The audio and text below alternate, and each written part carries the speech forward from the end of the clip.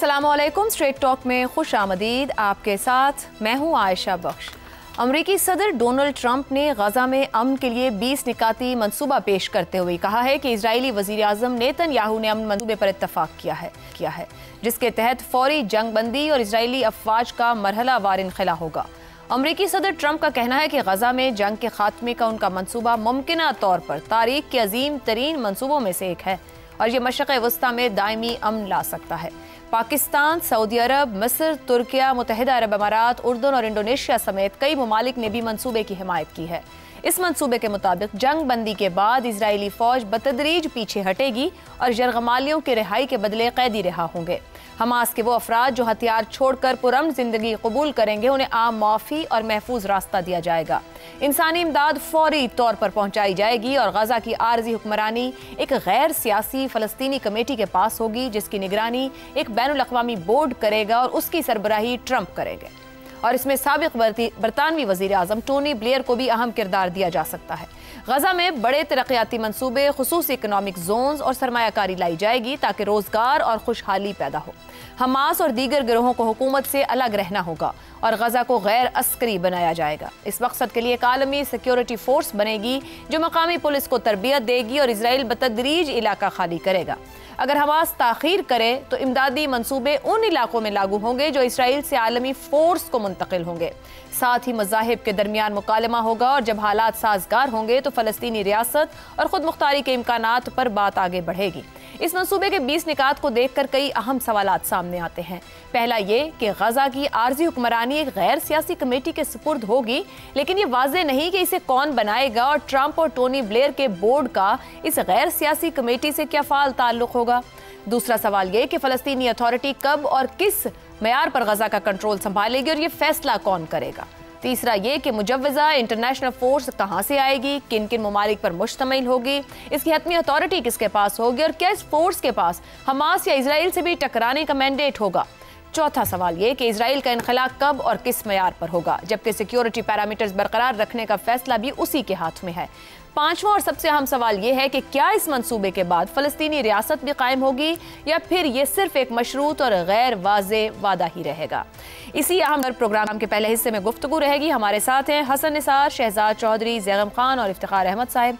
Programme का सवाल आप सभी के लिए। ट्रंप का 20 निकाती मंसूबा, गजा में फौरी अमन की उम्मीद, फ़लस्तीनी मसले के हल में पेचीदगियाँ, क्या ये मंसूबा फ़लस्तीनी हल की जानिब अहम कदम साबित हो सकता है। इफ्तिखार साहब, कितना अहम है जो ये 20 निकात के साथ मंसूबा आया और ख़ित्ते के बड़े मुल्क जो मिडल ईस्ट में हैं, सऊदी अरब, मिस्र है, तुर्किया है, अमारात है या फिर पाकिस्तान के भी रोल को यहाँ देखा जाए, ट्रंप भी उसकी बात कर रहे हैं, ये क्या किरदार या किस हद तक इस मंसूबे के साथ आप इनको देखते हैं कि कोई पॉजिटिव डेवलपमेंट आने वाले टाइम में नज़र आएगी। पहली बुनियादी बात तो है कि आपने जो सवालात उठाए वो बहुत ही बुनियादी सवालात हैं। जब तक उनका जवाब नहीं मिलेगा इस बहस में का कोई नतीजा नहीं निकलता। मसलन लगता ये है कि हमास को ख़त्म करने का फ़ैसला है। मैं हमास का हामी नहीं, मैं हमास की मुखालफत कर चुका हूँ और मैं समझता हूँ कि हमास की वजह से 70,000 लोग वहाँ पे शहीद हुए, एग्री। लेकिन सवाल ये पैदा होता है कि 72 घंटों का जो टाइम फ्रेम है ये कब शुरू हुआ है। आई डोंट नो किस वक्त 72 घंटों का टाइम फ्रेम शुरू हुआ है। इसराइल क्या कहता है, अब देखना है कि इसराइली फोर्सेस यरगमालियों की रिहाई की तैयारी के लिए तयशुदा लाइन पर वापस चली जाएंगी। वो तयशुदा लाइन कौन सी है। अब इस सवाल का भी हमें जवाब चाहिए कि जनाब वाला कि तमाम यरगमालियों की वापसी के बाद हमास के वो अरकान जो पुरमन बकाए बामी का वादा करेंगे अपने हथियार डालेंगे। सवाल ये पैदा होता है वो हथियार किसके आगे डालेंगे, किस अथॉरिटी के आगे वो हथियार डालेंगे। उस हथियार अथॉरिटी की कोई वजाहत इन नुकात में नहीं। अगला सवाल ये है कि गजा की पट्टी में इमदाद का दाखिला और तकसीम दोनों फ्रीकों इसराइल और हमास की मुदाखलत के बगैर अक़वाम मुत्तहिदा और उसकी एजेंसियों करेंगी। सवाल है ये कौन होंगे। इस सारे के सारे मामले में आप देखें कहीं भी मुस्लिम ममालिक का कोई रोल नहीं है। सवाल लफ्ज़ तुर्की एक जगह इस्तेमाल हुआ है और किसी जगह पर भी कोई रोल नहीं है। और इस सारे के सारे मुआहदे में जो मास्टर ऑफ द सारा गेम है ही वो ट्रंप खुद है। तो मैं तो उस ट्रंप पे कैसे इतबार कर सकता हूँ। और नेतन्याहू ने जो लफ्ज़ इस्तेमाल किए हैं वो बड़े ख़तरनाक हैं। उन्होंने कहा कि नेतन्याहू ने कहा कि अगर हमास इस मंसूबे को मुस्तरद करती है या अमल नहीं करती तो इस अब लफ्ज़ सुने क्या है, काम तमाम कर देगा कौन, इसराइल। और ऊपर यही बात ट्रंप ने कही है कि अमन के लिए अगर ये बात नहीं मानी जाएगी तो हम हमास को ख़त्म करने के लिए किसका हमायत करेंगे, इसराइल की। तो ये किस किस्म का मुआहदा है, ये मेरी समझ से बाहर। अगला सवाल मेरा ये है, जिस तरह आपने सवाल उठाया, मेरा भी एक सवाल है कि बैनुल-अक़वामी अबूरी अदारा बोर्ड ऑफ पीस करेगा जिसकी सरबराही डोनाल्ड ट्रंप करेंगे। इसमें इस्लामी ममालिक को सिरे से शामिल ही नहीं किया गया, जो पूरे खित्ते में मुतासरीन में से सबसे ज़्यादा मुतासरीन वो हैं। तो ये क्या मतलब है कि इसराइल को सपोर्ट करने का ये बात। फिर हमास और दीगर धड़े इस बात पर इत्तफाक करेंगे कि गज़ा की हुक्मरानी में बराह रास्त या बिलवास्ता मदाखलत नहीं करेंगे। चले हमास की तो बात मुझे समझ आ गई, ये दीगर धड़े कौन हैं? यानी फिर एक ऐसी चीज़ इसमें रखी गई है कि कोई भी वहाँ पे सच की बात ना कह सके, हक की बात ना कह सके, अपने हकूक़ की बात ना कह सके। हमास और दीगर धड़े, हमास के बारे में तो मुझे आपकी बात समझ आ गई। अब ये दीगर धड़ों की डेफिनेशन क्या है? आपको एम्बिग्विटी नजर आ रही है? बिल्कुल 100% है। और अगला सवाल ये है कि इक्तिसादी तरक्की का मंसूबा ऐसा माहिरीन का पैनल तैयार करेगा जिन्होंने मशरक़ वुस्ता में तरक्की पजीर जदीद शहर बनाने में इमदाद की है। फिर यहाँ पे कोई मुस्लिम मुल्क शामिल नहीं है, कोई चीज़ ऐसी शामिल नहीं। एक और सवाल बड़ा इंपॉर्टेंट है, please let me handle it ना। मैं इतना दुनिया में इतनी बड़ी तब्दीली आ रही है तो हम अपनी बात ही ना कहें, कमाल है।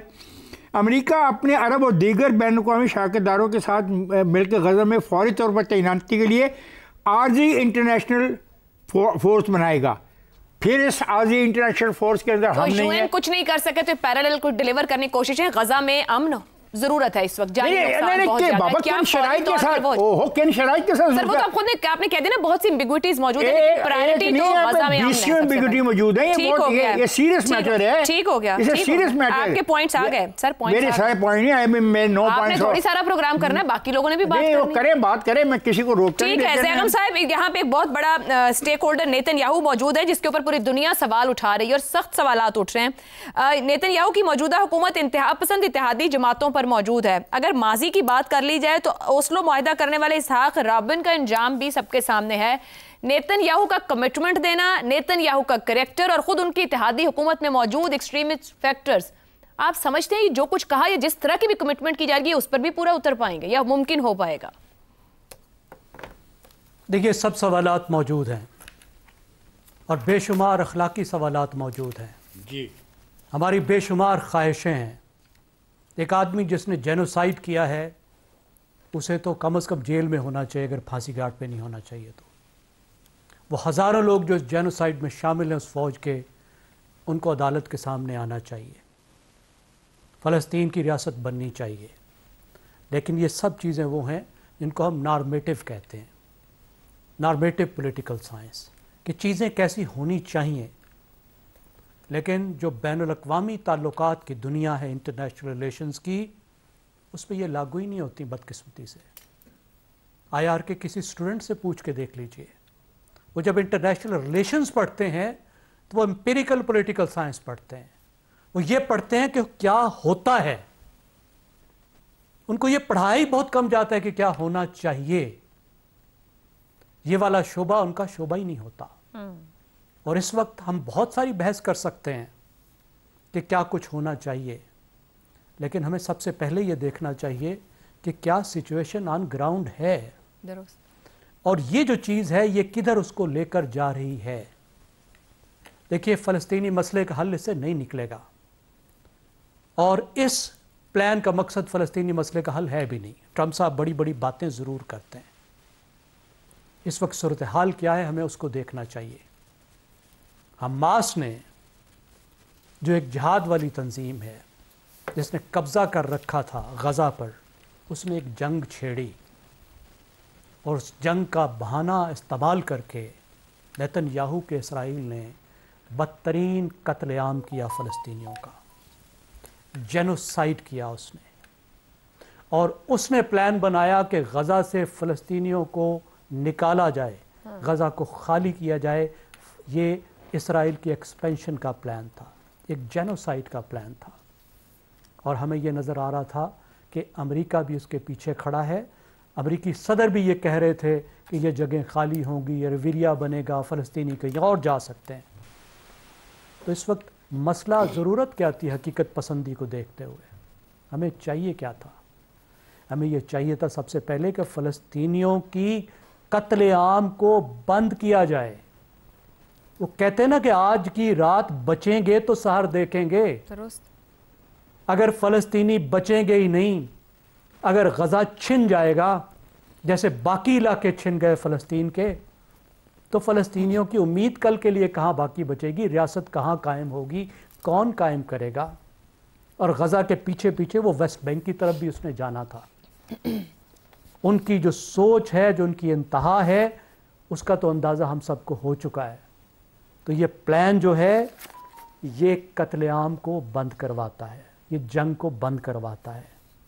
और दूसरी बात इसकी ये है कि गज़ा फ़लस्तीनियों के पास रहता है। ये इस बात के प्रॉमिस करता है कि गज़ा से इसराइल बाहर निकलेगा, फेजेस में निकलेगा, ठीक है, 6 महीने में निकलेगा, साल में निकलेगा, लेकिन इसराइल का उस पर कब्ज़ा नहीं होगा। ये प्लान इस बात का भी वादा करता है कि गज़ा की तामीर नौ होगी। तामीर नौ का मतलब क्या है? कि गज़ा दोबारा से फ़लस्तीनियों के रहने के काबिल बन जाएगा। इसराइल तो कहता था हम काम ही नहीं होने देंगे, वो तो बेसिक चीज़ें ख़त्म कर रहा था। ज़िंदगी के लिए जो चीज़ें वहाँ चाहिए होती हैं वो तो उसको ख़त्म कर रहा था। स्कॉच्ड अर्थ पॉलिसी थी, पानी को ख़त्म कर रहा था, स्कूलों अस्पतालों को ख़त्म कर रहा था। ये प्लान कम से कम ये तो कहता है कि कब्ज़ा नहीं किया जा सकता। और ये प्लान ये भी कहता है कि वेस्ट बैंक भी फ़लस्तीनियों के पास रहेगा। बिल्कुल, इसराइल उस पर कब्ज़ा नहीं करेगा, नहीं कर सकता इसराइल। तो क्या है, ये प्लान कम से कम वहां पर तो लेकर आता है जो सूरत हाल जंग से पहले थी। ठीक, मुबारक। कल को एक उम्मीद तो बचती है फ़लस्तीनियों के पास, ठीक, कि उनकी जो ख्वाहिशें हैं वो पूरी हो सकेंगी। यहाँ तो हालात उधर दुरुस्त हो गया। तो पहला कदम कत्ले आम रोकना है, वो किया जाए। बचने के लिए भी कुछ नहीं। दुरुस्त हो गया जैगम साहब, दुरुस्त हो गया। हसन निसार साहब, एक और स्टेक होल्डर जो इस पूरे मामले का है वो हमास है। अहम अरब मुस्लिम ममालिक का एक पॉइंट ऑफ व्यू है, मगर हमास हार्ड लाइन के साथ मौजूद है। उनके लिए मंसूबा काबिल कबूल होगा? वो सरेंडर करेंगे? वो पीछे हटेंगे? क्या वो इस मुआहदे के हक में जाकर गजा की जान बचाने की कोशिश करेंगे? ऐसे हम अजीब लोग हैं Ayesha, all of us are very interesting people. हमारी मुल्क में कोई नहीं सुनता। हम गज़ा पहुंच के और फिर चले हैं एक सुपर पावर और नाम नहाद बैनुल-अक़वामी बरादरी को। बहरहाल ठीक है, काम है, ऐसा ही हमारा हो सकता है। अच्छा, मोटी बात करते हैं। जो आपका है कि ढंग का जुमला है, फ़लस्तीनी हल के जानिब अहम कदम साबित हो सकता है, ये सवाल है आपका। हो सकता है नहीं, ये हो चुका है। मैं आप ही के प्रोग्राम में बहुत वाज़ेह हिंट दे चुका हूं। But at what cost? आगे क्या होना है, मामे बने दुनिया दे, वो भाई व्हाट कॉस्ट? कितने अभी बताया इफ्तिखार ने कि कितने मासूम बच्चे, जवान, वो टोटल पता नहीं 70 कितने, जो भी इसने, मैं फिगर्स मेरे लिए इंपॉर्टेंट नहीं होते, मैं कुछ और देखता हूँ, बेरहमी से मारे गए। अच्छा, इस सब को छोड़ दें, ये हमारा मुंह बहुत छोटा और बातें बहुत बड़ी हैं। हम अपने मुल्क में होने वाले जुल्म, ज्यादती, लॉलेसनेस, उस पर कोई नहीं सुनता, तो चले हैं ट्रंप और फलाना। तो अच्छा, एक शेर मैं आपको सुनाता हूं जो हमास को भी सुना दें, क्योंकि आपके ज़ाहिर है धाराए कार में आता है ना हमास। बिल्कुल बिल्कुल, सुनाए, हमास सुन रहे हैं। मैं भी बहुत अजीब हूं, इतना अजीब हूं कि बस खुद को तबाह कर लिया और मलाल भी नहीं। इसको पंजाबी में कहते हैं 100 लितर भी, 100 गंडे भी। ठीक हो गया, ठीक हो गया। शहजाद साहब, क्या वाकई ये हल देगा? लेकिन बहुत से बड़े बड़े सवाल हैं। क्या ट्रंप और टोनी ब्लेयर के जेर निगरानी जो बोर्ड ऑफ पीस बनेगा वो कितना बाइख्तियार होगा? मुजव्विज़ा बैनुल-अक़वामी फोर्स, उस फोर्स का वहाँ पर इख्तियार और उसकी एक्सेप्टेबिलिटी, इसराइल और हमास के खिलाफ इक़दामात हो सकेंगे? आप इस पूरे ये जो 20 निकात के साथ चीज़ आ रही है, 20 निकाती मनसूबा, इसका फ्यूचर क्या देख रहे हैं?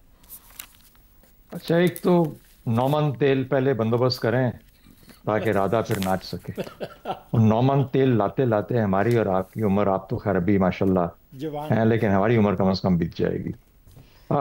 देखिए, इस उम्मीद पे कि गजा के जो मासूम हैं उनकी जानें बच जाएं, इससे बेहतर खबर तो कोई नहीं हो सकती। उसका बहुत आसान रास्ता है। आसान रास्ता ये है कि गजा के अंदर हमास और जो बाकी वहाँ पे जिस किस्म की इस वक्त जो डिफायंस और जो लड़ाई हो रही है, उसमें फ़लस्तीनी, गजा के फ़लस्तीनी जो हैं वो अपने आप को बिल्कुल हथियार डाल दें, बिल्कुल हैंड ओवर कर दें अपने आप को, और उसके बाद उनका जो है उम्मीद है। वरना 33 लोग कल शहीद हुए गजा के अंदर जिस दिन नेतन्याहू विजिट कर रहा था डोनाल्ड ट्रंप को। ये कल की खबर है, शायद उससे भी ज्यादा हो गए होंगे अब तक। बड़ी इंटरेस्टिंग बात है, नेतन्याहू का इसराइल और गजा की हमास, ये दोनों आपस में अमन करने जा रहे हैं। इनमें से कोई अमन वाला है आपको नजर आता है? किस कीमत पे? कि हमास डिसआर्म करेगी, हमास डिसआर्म करेगी। जहां 20 नुकात हो ना, वहां पर हर किसी का, हर साथी का, हर फरीक का स्लिप करना उतना आसान हो जाता है। अगर ये 2 या 3 नुकात पे ये अमन वायदा होता, मैं कहता कि शायद इसकी प्रोबेबिलिटी ऑफ सक्सेस या उसकी उम्मीद बहुत बेहतर हो सकती है। लेकिन यहां 20 नुकात हो, वहां पर किसी भी नुक्ते के अंदर कोई इधर से उधर हो सकता है। तो उसकी वजह क्या है कि ये सामने आया है, उसके ऊपर बात करते हैं। अमन फौजें कहते हैं कि मिस्र, तुर्की, सऊदी अरेबिया, पाकिस्तान, इंडोनेशिया, ये सब के सब ऑनलाइन है। ये ऑनलाइन होंगे अब्राहम्स अकॉर्ड के लिए भी। लेकिन अगर इनकी फौजें आती भी हैं, अगर उनको इंटरनेशनल फोर्स बनती भी है, तो अंदाजा लगाएं अर्दोआन की फौज नेतन्याहू की फौज के खिलाफ अमन का पैगाम लेके आएगी। अर्दोआन की फौज दुनिया मेरा ख्याल है इधर से उधर हो जाएगी। वो नेतन्याहू जो कि अपने मुल्क के अंदर अपनी हुकूमत खोने के गम से और खौफ से पिछले 2 साल, 2.5 साल, 3 साल से जंग कर रहा है, वो ये जंग बंद कर देगा। अल्ट्रा राइट विंग को कहेगा कि देखो मैंने अब्राहम्स अकॉर्ड के अंदर 3, 4, 5 मुल्कों से और रिकग्निशन करवा ली। वो अल्ट्रा राइट विंग जो कहता है कि इनका मलिया मिट कर दो, सफाई हस्ती से मिटा दो फलस्तीनियों को, वेस्ट बैंक भी एनेक्स कर लो, उस राइट विंग को ये कर पाएगा? फौरी तौर पर एक सियासी हलचल, तूफान मच जाएगा इसराइल के अंदर। क्या नेतन्याहू अपनी कुर्बानी देना चाहेगा? फिर ये ट्रंप क्यों कर रहा है? सवाल ये पैदा होता है कि ये सब कुछ हुआ, ये सामने आया। देखिए, ट्रंप की मयाद क्या है, ट्रंप की उम्मीद क्या है? उसने इंडिया पाकिस्तान की जंग, उसने कम से कम 4 या 5 जंगों को रोकने का, जो अजरबैजान, आर्मीनिया वाली भी अपने जिम्मे, अपने उसमें डाल दी है, उसे अपने बैगेज के अंदर, और इंडिया पाकिस्तान वाली भी, ईरान वाली भी, तो सब कुछ अपने पास कि अमन मैंने कायम करवा दिया। ये वाली भी करके तो अमन का वो 4-5 उसके अंदर ट्रॉफियां उसके पास जमा हो जाती हैं। अमन का नोबेल पीस प्राइज मेरे ख्याल के सब मिलेगा, लेकिन उसके लिए लाइन में खड़ा हो जाता है। इंडिया पाकिस्तान की जंग के बाद क्या कश्मीर का मसला हल हो गया? हमने अमन तो कर दिया। उसने वहां पे जो अगला हिस्सा था उसका पार्ट 2, तो इसलिए इस 20 नुकात के अंदर से अगर एक नुकता अमन का भी किसी शक्ल में, किसी सूरत में भी आ जाता है, तो फिर वो जो बाकी 19 हैं उनकी एश्योरेंस कौन देगा? जबकि इंडिया पाकिस्तान आज भी अपने इंतजार में बैठे हुए हैं कि शायद अगला कदम उठाया जाए।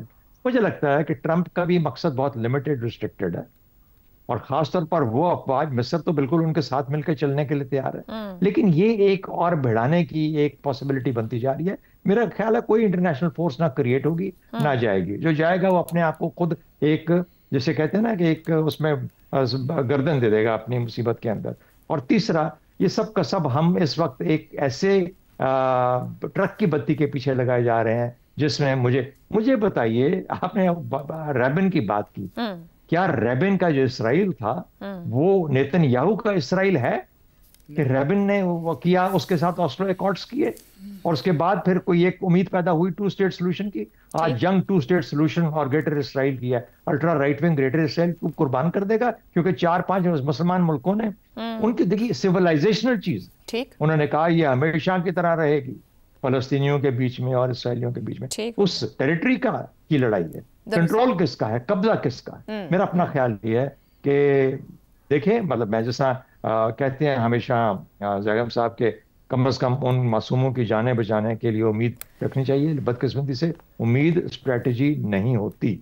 लेकिन ये जो रास्ता नक्शा सामने आया है, इसमें मुझे बहुत सारी स्लिपेजेस नजर आती हैं। मुझे ये होता हुआ नजर ठीक हो गया। शहजाद साहब की गुफ्तगू के साथ ही कंक्लूड करेंगे। निकात 2 हो या 20 हो, मगर क्या इजराइल का नेतन्याहू और गजा की हमास अमन चाहते हैं? इस सवाल का जवाब ही गजा के अमन का जवाब है।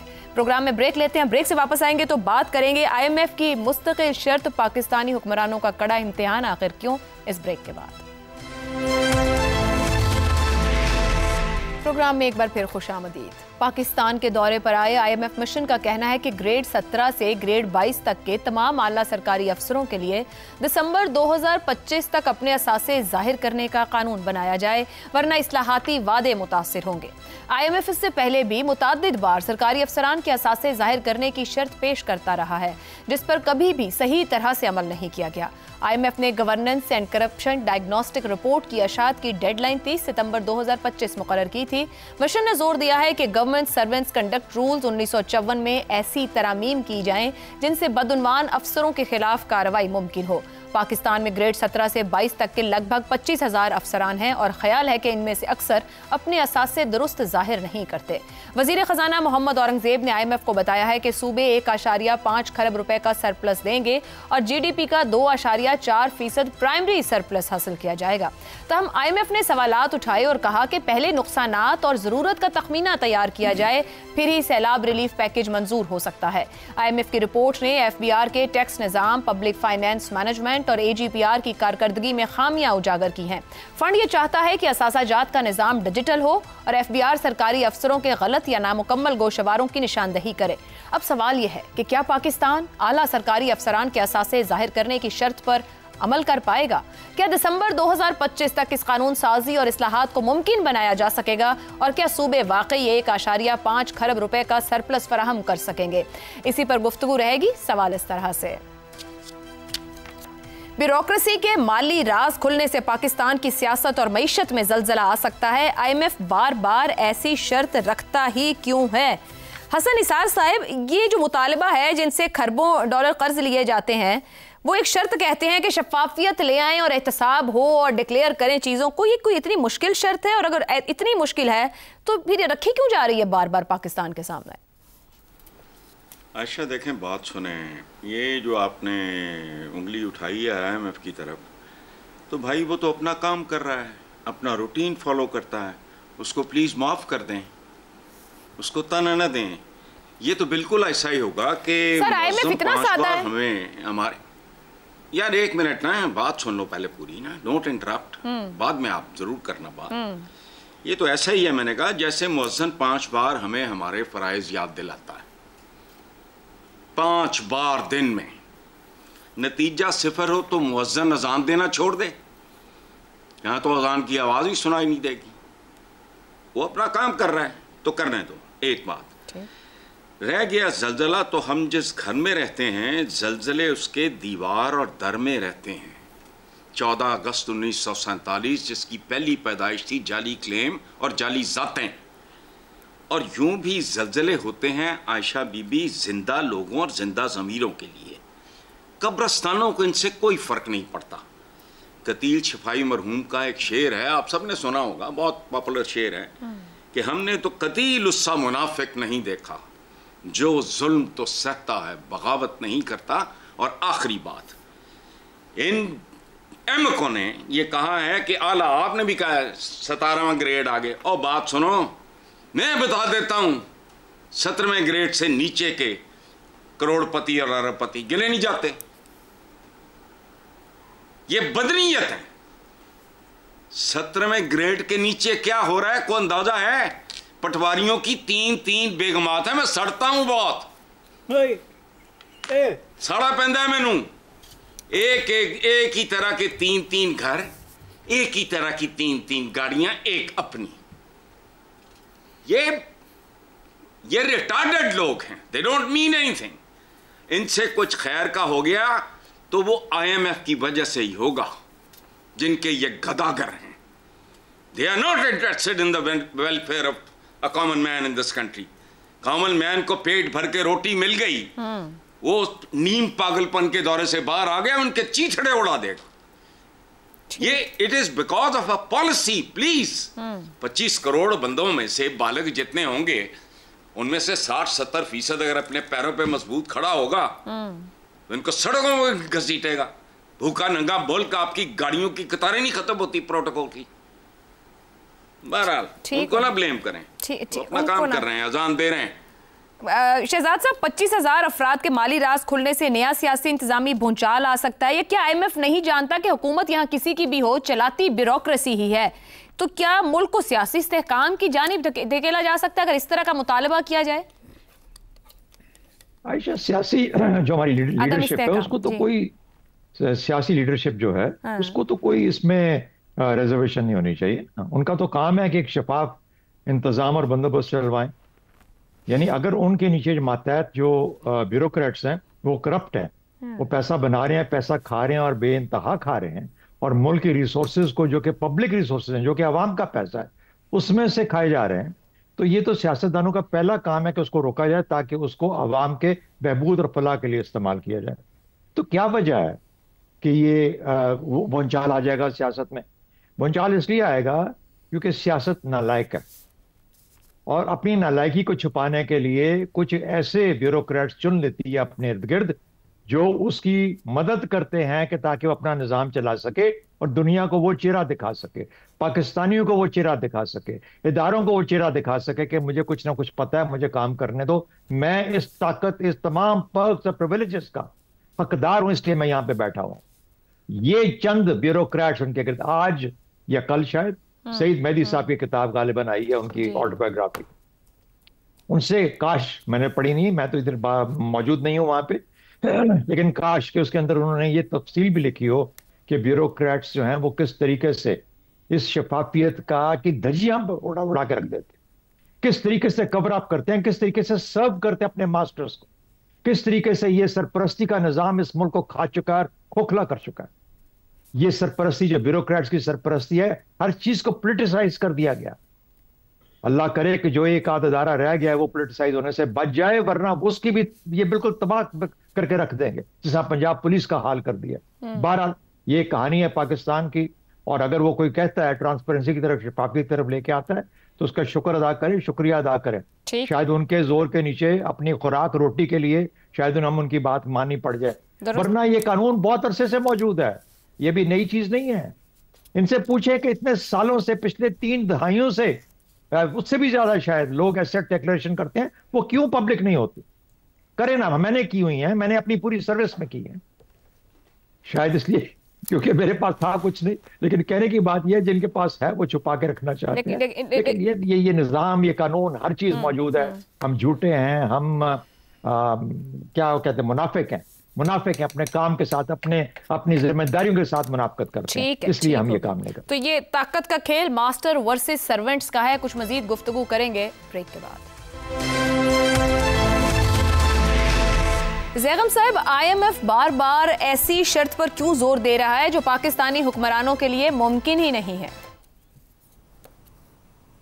मुझे भी समझ नहीं आती कि IMF के बाबू जो हैं वो हमारे बाबुओं के पीछे क्यों पड़ गए हैं, उनको क्या मिलेगा? बड़ा जल्दी उनको वैसे लग पता जाएगा कि बाबू जो है ना कैसे सीधा करते हैं और कैसे गोल गोल घुमाते हैं, उनको उसी तरह घुमा देंगे। और उनको समझ आनी चाहिए, देखिए बाबू इस मुल्क के बादशाह हैं, अंग्रेज़ इन बाबुओं को पाकिस्तान देकर गया था, अब तक उनके पास है, और कम से कम 3 गोल्ड रश तो बड़े बड़े देख चुके हैं ये। अब एक गोल्ड रश का इशारा किया हसन निसार साहब ने, जो अलॉटमेंट्स वाला था। आपको पता है 1947 से 52 तक इसका बड़ा दौर था, पूरी 50 की दहाई चला, जिसमें बाबुओं ने ज़मीनें, जायदादें, बिजनेसेस बांटे, अलाट किए, जेली भी, असली भी ज्यादा जेली। पता आपको क्वांटम क्या था? सिर्फ ज़राई जमीन 60 लाख एकड़ थी।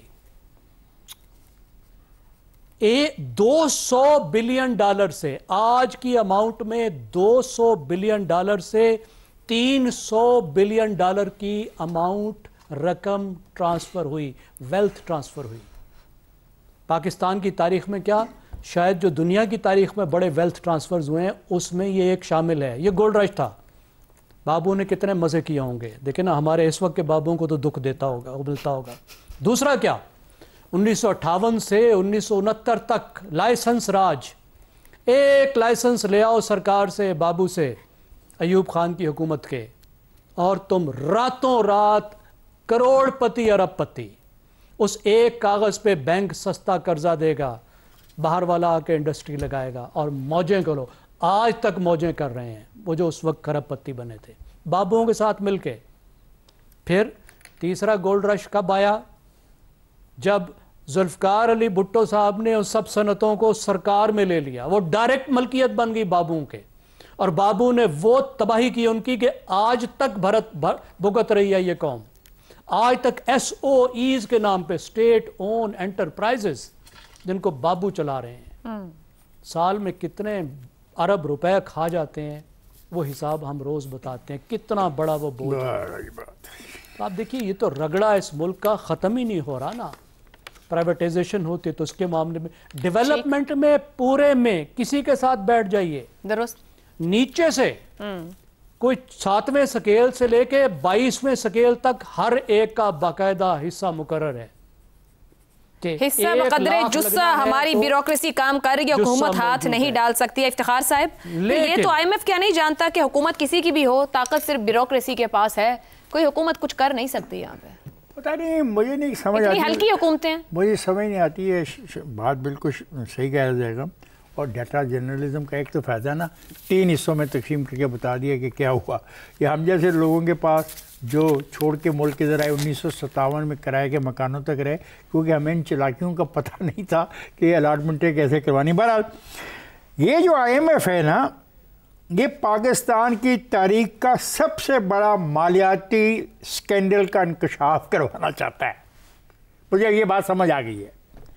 25,000 अफसरान हैं, और भाई अफसरान कुछ नहीं होते, उनकी बीवियां होती हैं, उनके बच्चे होते हैं, उनके रिश्तेदार होते हैं, उनकी बहनें होते हैं, उनके भाई होते हैं, उनके बाप होते हैं। उन सब का नाम ही उनके नाम के आगे होना। एक्सेल शीट में अगर मैं अफसर हूँ तो एक्सेल शीट में मेरे सारे ख़ानदान का नाम होना चाहिए। उन सब की प्रॉपर्टियाँ मेरी प्रॉपर्टी हैं, असल में ये मेरी लूट मार की कमाई है। उन्होंने तो डिक्लेयर कर देंगे जी कि हमारा ये आमदन है, ये हमारे सासाजात हैं, ये हमने खर्च किया।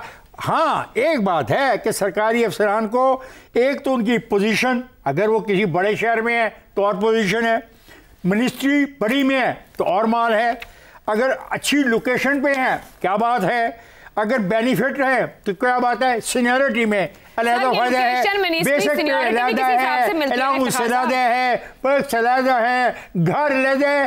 लेकिन उन्हीं के पीछे क्यों पड़ गए हो? और उनके पूरे खानदान की तफसील इकट्ठी करो और फिर देखो कि क्या होता है। बस मैं तो मेरी तो ये ख्वाहिश है कि बिल्कुल जिस आदमी ने ये पैसा कमाया है उसे लिया जाए, वापस लिया जाए, छीना जाए। हाँ, एक कमजोरी, माफ कीजिएगा, मैं बात खत्म कर रहा हूँ, मेरे पास टाइम नहीं है। ये गवर्नमेंट सर्वेंट कंडक्ट रूल्स 1964 में भाई जी ऐसी तरमीम करें कि सब कुछ छीन लिया जाएगा और सरकार की मलकियत होगी। और पता नहीं सरकार वो ताकत रखती है या नहीं, ये तो वक्त तय करेगा। आज के लिए इतना ही, इजाज़त, अल्लाह हाफ़िज़।